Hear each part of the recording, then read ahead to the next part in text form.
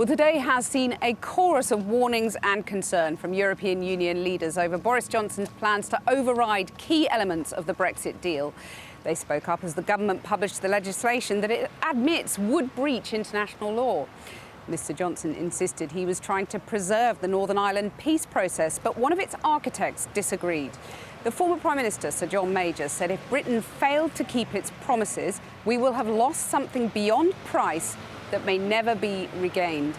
Well, our political editor, Gary Gibbon, is with me. Strong words from Sir John Major there. Yes, and big reaction today from Europe, as you said. Now they've seen the black and white of what it is that the government is proposing in this bill. There's another bill, by the way, with similar type of powers that the EU don't like on the way. Alarm is high in Brussels, you have to say, and European capitals. Surprise levels are high as well. They really don't like being surprised. They are not yet at the stage of kicking over the table, giving up on the whole thing, but a lot of them, you sense, are recalculating the chances of these negotiations working. Legal experts that I've talked to today have been using extraordinary language to describe some of the measures in here. Basically, anything that a government minister wants to do that is even if it's inconsistent with international or domestic law, within the parameters described in here, they can just sort of wipe it away and ignore it. One constitutional expert, these people are not prone to getting overexcited, so there were sticks of constitutional dynamite in here. There are clearly some people in government who are relaxed about the idea of no deal. There are other people who are willing to see this moment, these tensions, used as leverage potentially to try to get a deal. There are other people in government who have their heads in their hands right now, worried that we are on a slippery slope to no deal. We do not know, Europe doesn't know, who will have the pen at the defining moment when we decide whether to go for a deal. It's not over yet, but a lot of people are beginning to recalculate in their mind the chances that Boris Johnson might just end this whole saga with no deal. Good morning, Mr. Barnier. The EU chief negotiator arriving in London was saving his words for his British negotiating counterpart. Barnier, do you think you can still negotiate with the British in good faith, sir? But you got a good idea what Michel Barnier might be saying behind closed doors as his bosses tweeted their outrage from Brussels. The Commission President said she was very concerned British action would break international law and undermines trust. Can the EU accept the UK breaking international law? European Council boss tweeted, breaking international law is not acceptable. Individual EU member states have also condemned the move, including Ireland's Prime Minister, Neil Martin. British government have taken a decision unilaterally. That's very serious. It's very serious. The stakes are very high. Pro-Remain demonstrator blasted an Italian anti-fascist song out as Michel Barnier arrived at the talks venue near Parliament. EU sources are saying this may prove to be the moment that negotiations failed, because, they say, of the scale of the British government's actions and the shock too. There was no prior notification to the Irish government at any level in relation to this decision or this measure. No heads up, so to speak. Proper negotiations are conducted on a no surprises basis. Number 10 defended its readiness to rewrite the withdrawal agreement, saying it had been written originally in a rush and under pressure, and if grey areas couldn't be clarified by agreement, Britain would write its own rules. We need a legal safety net to protect our country against extreme or irrational interpretations of the protocol, which could lead to a border down the Irish Sea in a way that I believe, and I think members around the House believe, would be prejudicial to the interests of the Good Friday Agreement and prejudicial to the interests of peace in our country. And that has to be our priority.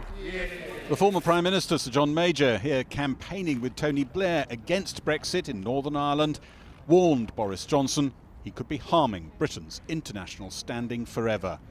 He said in a statement, if we lose our reputation for honouring the promises we make, we will have lost something beyond price that may never be regained. I have to say, of course, I see it very differently. What we're doing is putting a a safety net beneath which things cannot go wrong to protect peace and protect the settlement in our United Kingdom. And that is the purpose of what we're doing. But he believes the EU deal protects the Good Friday Agreement. The checks on goods moving between Northern Ireland and Britain, there to avoid the return of a hard border on the island. End the argument. Stop the chaos. Tory strategists in the election won votes promising they'd get Brexit off your screens. Boris Johnson risks breaking that pledge in some voters' eyes if these talks collapse and no deal disruption follows. Get Brexit done. Well, Scotland's First Minister Nicola Sturgeon was swift to condemn the proposals, describing the internal market bill as a naked power grab which would cripple devolution. So let's go live now to our Scotland correspondent, Kieran Jenkins in Glasgow. Kieran. Yeah, this internal market bill has drawn a furious response from Nicola Sturgeon, not least the Downing Street defence. This has come about because the Brexit deal itself was signed in something of a rush. Nicola Sturgeon tweeted, "What a bunch of incompetent and unscrupulous chancers." Now, this may just have blown up in Westminster in the past few days, but the governments in Wales and Scotland have had issues about other parts of these plans for some time. It's what the Welsh government is calling Westminster stealing powers from them. And there are two flashpoints in particular. First, the future of what were EU funding programmes, big EU spending initiatives, fears from the Welsh and Scottish governments that the UK government may take control and interfere in areas that they should be in charge of. And secondly, over trade rules. Fears again for the governments in Wales and Scotland. If they wanted to ban, say, chlorinated chicken or hormone-treated beef, could that effectively be trumped by Westminster? Here's Nicola Sturgeon. This bill is an abomination on almost every level. This bill takes power away and subverts, potentially, the will of the democratically elected Scottish Parliament. And it does so regardless of what the Scottish people vote for or want. Boris Johnson argues this is actually all about ensuring seamless trade between different parts of the UK. And he says actually it's transferring a load of powers back to Wales and Scotland. Kieran, thanks very much. Well, we're joined now by the Scottish National Party's Westminster leader, Ian Blackford, who caused something of furore after calling Boris Johnson a barefaced liar in the Commons. Well, you've called the Prime Minister a liar. Let me try you on what Michael Gove's been saying. He says that this is actually a power surge for the devolved administration. You'll have more powers than ever before. You know, it's just remarkable. I've got the bill in front of me, and when you look at clause 46, it allows for the UK government to invest directly in areas which are very clearly devolved, like housing, like education, like health. Every area of devolved competence the UK government will now have oversight of. But the bill... It shows really disrespect to the people of Scotland that voted for a Scottish Parliament in a referendum. Our Parliament is now under threat, and the only way we can protect it is by making sure we stop Boris Johnson, we stop Michael Gove and what they're doing. But the bill also allows for money that was held by the EU and doled out by unelected commissioners to come back to Westminster, where you have representation. But the spending that takes place in Scotland today with EU funds, like in the CAP, for example, like in regional funding, is determined by the priorities of the Scottish Government on behalf of the people of Scotland. This is the UK government saying they're going to go over the heads of the Scottish Parliament, over the heads of the MSPs that we elect, and Westminster will determine the priorities of spending in Scotland. But you can argue the toss over that in there, where you've got a seat. You can't do that in the EU with these commissioners. Well, the point is, Westminster is going to determine what happens now in spending in roads and infrastructure in Scotland. We cannot have this. People in Scotland voted for a parliament with powers over devolved areas, which Westminster is now going to legislate against. My message to the people of Scotland, if you want to stop Boris Johnson and Cummings and Gove, because these are the three people behind us, then the only way we can do it is to make sure we have the powers of an independent Scotland. There we get to the crux of it. You're actually using this, aren't you, as a recruiting sergeant for your independence cause to break up the union?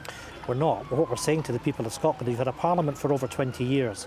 It's delivered on the priorities of the people of Scotland. Now we have Westminster that are seeking to interfere in the powers that we have. We need to defend that parliament. Is this helpful for your cause of independence? I have to say, I don't understand why the Tory government is doing this, but I say to everybody... Is it helpful to you trying to get people to back independence, what they've done? What I'd simply say to people in Scotland is that our Parliament, our government, has looked after your interests, has shown leadership over the COVID crisis.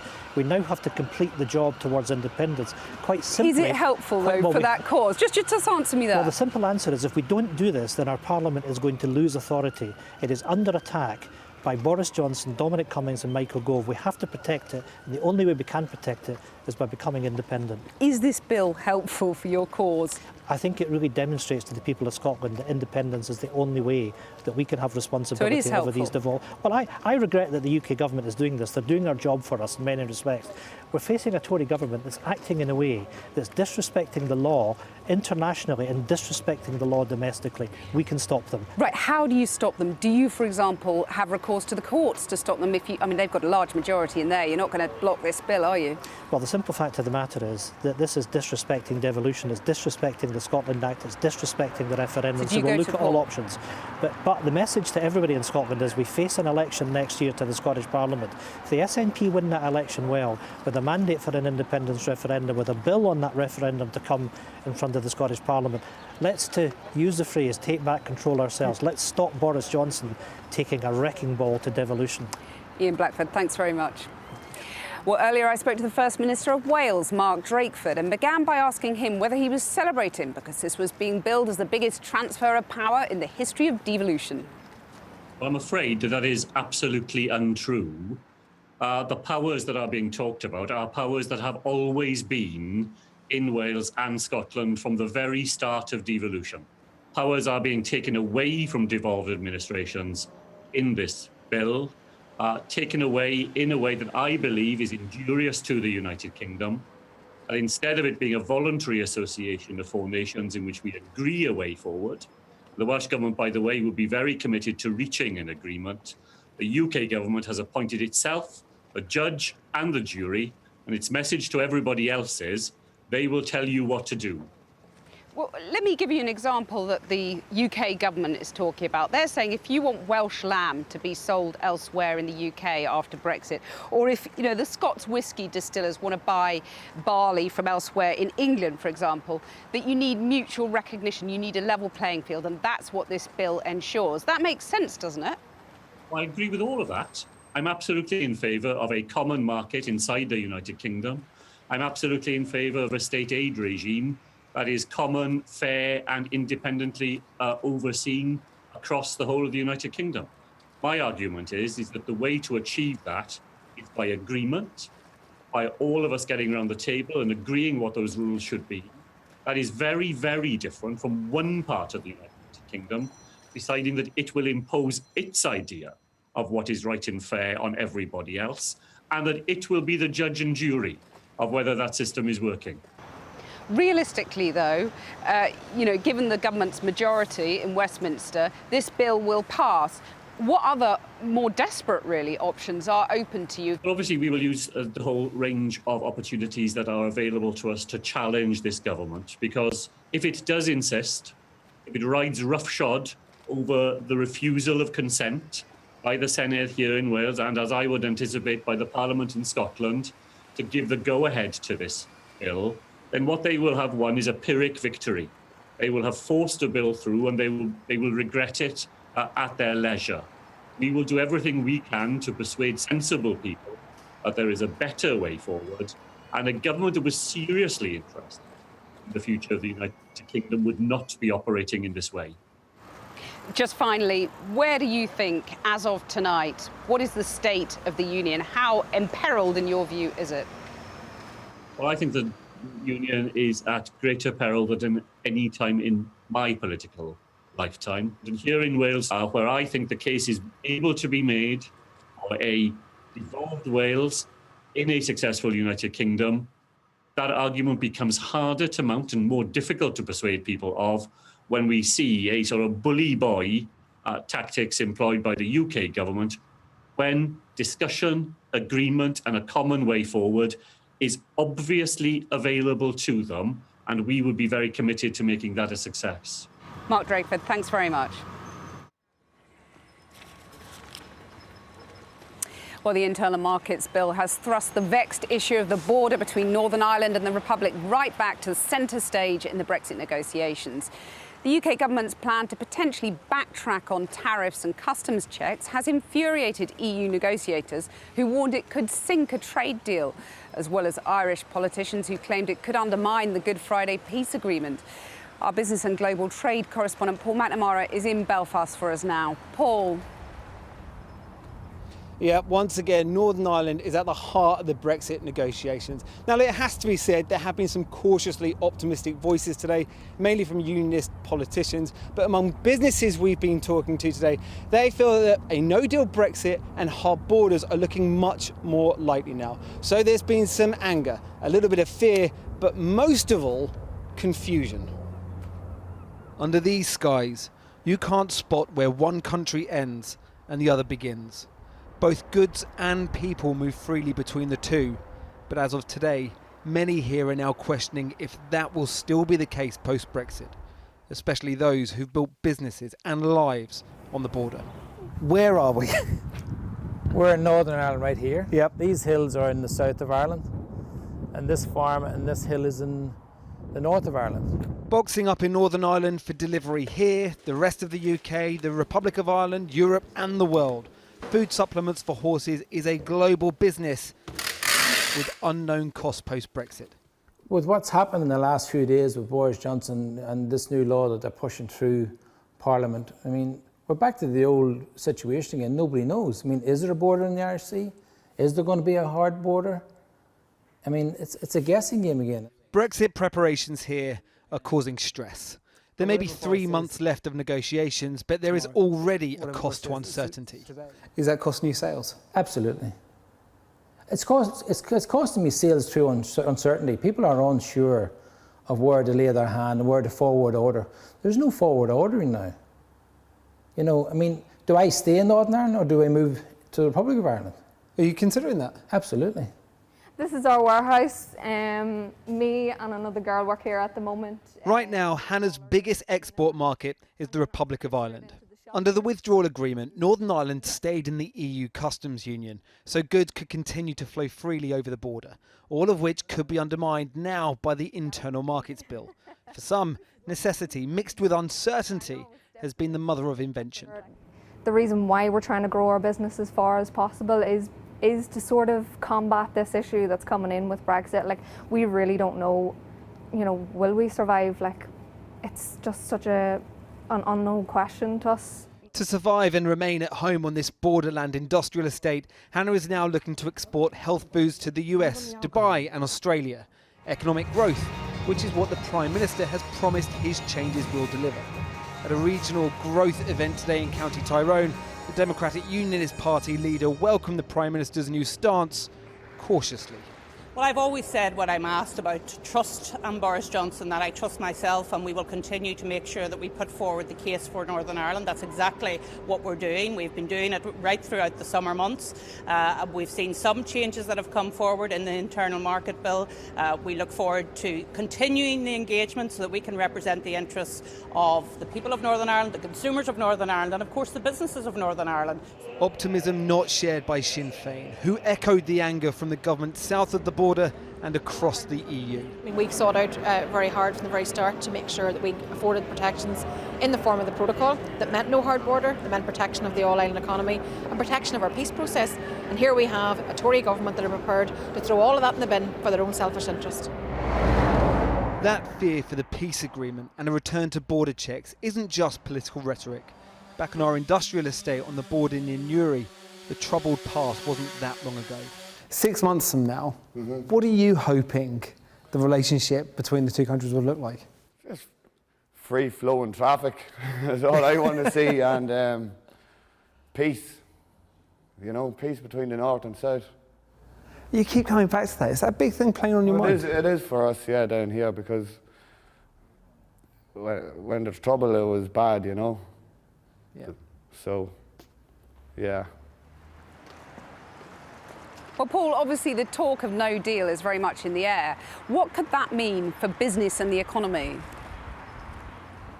Well, let's deal with Northern Ireland first. You've just heard there that there are concerns about peace. Well, the businesses we're talking to are worried about their finances too. You know, this is an economy heavily dependent on agriculture. No deal Brexit means trading on World Trade Organization tariffs. So for agriculture, if you export milk or livestock, on average, they will be hit with a tariff of 25%. Some much higher. The dairy industry here says that would devastate them. Cars, any cars that the UK exports to the EU will be hit by a 10% tariff. That would hammer firms like Nissan and Toyota in the northeast of England, Blackford Jaguar, Land Rover. And of course, that cuts both ways.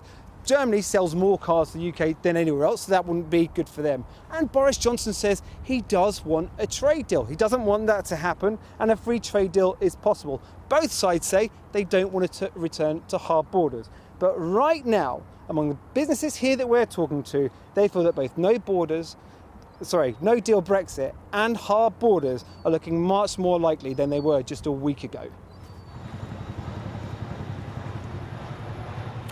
Paul in Belfast, thanks very much. Well, joining me now from Dublin is the Fine Gael parliamentarian and spokesperson on Brexit, Neil Richmond. Neil, the government says that the whole point of this bill is to try and preserve the Northern Ireland peace process. You beg to differ, do you? Oh, absolutely. What we're really astounded by in Dublin and across the European Union is we have a situation now with what we had believed to have been sorted, and it was sorted after torturous years of negotiation, is being absolutely run roughshod through this piece of legislation by a British government that seems unwilling and indeed proud that they're going to not meet their commitments and break international law. It's not acceptable, and any of the warm words simply doesn't stick up to the legal guarantees we have sought throughout this process. Might this just be posturing? They've got a difficult negotiation with the EU to try and get a trade deal. This might just work in the UK's favour and secure the deal. If it is, it's an utterly reckless position to take, Kathy, to try and use something so fragile like the peace on the island of Ireland in order to gain some sort of concessions on state aid or fisheries. It's an extremely unwise path for the British government to go down, and frankly, it's not the behaviour of an honourable country. Well, what are the potential consequences if this bill passes? What are the consequences for Northern Ireland and the peace process, do you think? Well, this bill would tear up in British domestic law an international agreement. This is an international treaty with responsibilities to international law. Turning their back on that makes the UK a very untrustworthy actor for any country around the world, and it puts the spectre of the potential of a return of a hard border on the island of Ireland, and indeed all the concerns that come with that in terms of a re-escalation of paramilitary violence that we've all been trying to avoid, and indeed for the last 22 years we've been maintaining through a very fragile peace deal. It was an extremely difficult thing to get a withdrawal agreement with an Irish protocol. To try and rip it up in a matter of peak like this is extremely disappointing, and frankly, I'm astounded by the actions of the British government and the fact that you had a Secretary of State for Northern Ireland so readily happy to declare in Westminster that they would be breaking international law. What can you do then with the EU, try and stop this in its tracks? Well, first of all, our Taoiseach Micheál Martin did speak to Prime Minister Johnson in the last couple of hours and made it quite clear that this is unacceptable. Previously, when we've had announcements like this from London, we have often got a courteous heads up from a close and dear friend as a neighbour. That didn't come this time. But the European Union will continue to negotiate. We won't be seen to play into hands to say we'll collapse talks. We will continue to work to the last possible second to get a peace deal. And obviously, as Commissioner Šefčovič has declared this evening, we will be looking for the Joint Implementation Committee of the protocol to meet at the soonest possible opportunity. Just very, very briefly, what are the repercussions potentially for a UK-US trade deal, given the consternation of Irish Americans today?